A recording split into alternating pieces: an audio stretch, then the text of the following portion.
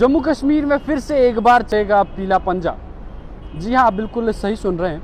Anti encroachment drive जिसको फिलहाल के लिए हॉल्ट कर दिया गया था, ताकि जितनी भी एनक्रोचमेंट्स अभी तक वापस ली गई हैं उनका क्या किया जाए, इस पर बहस करनी थी, उस पर बातचीत करनी थी, उस पर ध्यान देना था।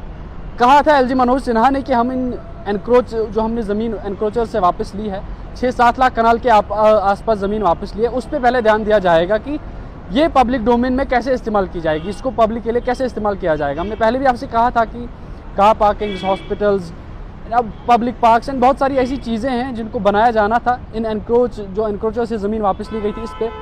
अब यूनियन होम मिनिस्ट्री की जानिब से ये एक रिपोर्ट सबमिट की गई है। उस रिपोर्ट के वापस आने के बाद एक पॉलिसी फ्रेम किया जाएगा और उस पॉलिसी के तहत फिर से एक बार anti encroachment drive Jammu Kashmir में चलाई जाएगी। काफ़ी राहत मिली थी लोगों को जब इस ड्राइव को हॉल्ट किया गया था। लोग सोच रहे थे कि शायद अब ये एंटी एनक्रोचमेंट ड्राइव वापस नहीं आएगी, बट तमाम उन लोगों के लिए जो शायद एनक्रोचर्स हैं और आम लोग भी जिनकी ज़मीनें अब जाने वाली हैं, जिनके मकान जाने वाले हैं, उन लोगों के लिए खबर काफ़ी परेशान कर देने वाली है, क्योंकि अब फिर से एक बार पीला पंजा आएगा एंड फिर से घरों की तबाही एंड रोडों पे आपको चिल्लम चिल्ली देखने को मिलेगी। एंड जो नज़ारे हमने ऑलरेडी देखे हैं कश्मीर के कई हिस्सों से एंड जम्मू में भी 1-2 जगह we got notice stone pelting and all the issues, वो फिर से हमें देखने को मिल सकते हैं, क्योंकि गवर्नमेंट कह रही है कि अभी भी काफ़ी ज़्यादा एनक्रोच लैंड है जो हमें अभी वापस लेनी है। एलजी मनोज सिन्हा पहले भी कहते थे, आज भी कहते हैं कि गरीब लोग जिनका गुजर बसर किसी छोटी सी ज़मीन से या छोटी सी दुकान से चलता हो, उन लोगों को छेड़ा नहीं जाएगा। जो उन्होंने पहले भी कहा था वो बात उन्होंने फिर से दोहराई है। फिर से एक बार गरीब आवाम को यकीन दहानी कराई है कि आप लोगों के साथ कोई छेड़खानी नहीं होगी।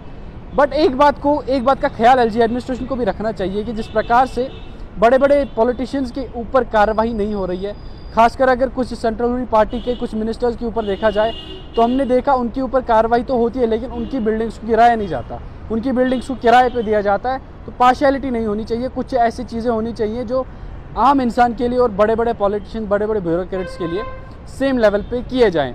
ये एक रिक्वेस्ट रहती है आम लोगों से भी, और डिफरेंट पॉलिटिकल पार्टीज़ के लीडर्स भी कहते हैं कि इसमें कोई पार्शियलिटी नहीं होनी चाहिए, क्योंकि यहाँ पे सब सेम है और सब के साथ एक जैसा बिहेवियर होना चाहिए।